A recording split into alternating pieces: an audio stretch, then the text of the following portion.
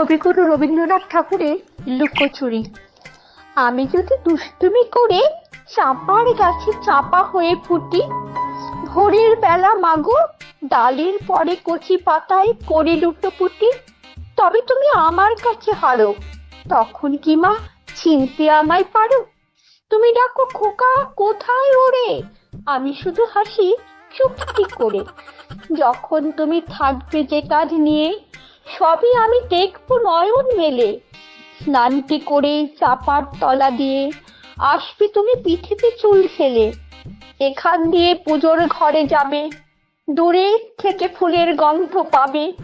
তখন তুমি বুঝতে পারবে না সে যে তোমার খোকার গায়ের গন্ধ আসে। দুপুর বেলা মহামারও থাকে, বসবে তুমি সবার খাওয়া হলে। গাছের ছায়া ঘরের জানালাতে পড়বে এসে তোমার পিঠে কোলে।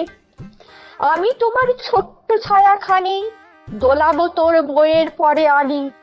তখন তুমি বুঝতে পারবে না সে তোমার চোখে খোকার ছায়া ভাসে। সন্ধে বেলায় প্রদীপ খানি জেলে যখন তুমি যাবে গোয়াল ঘরে, তখন আমি ফুলের খেলা খেলে টুপ করে মা পড়বো ভুঁয়ে ঝরে। আবার আমি তোমার খোকা হব, গল্প বলো তোমায় গিয়ে কব। তুমি বলবে দুষ্টু ছিলে কথা, আমি বলবো বলবো না সে কথা।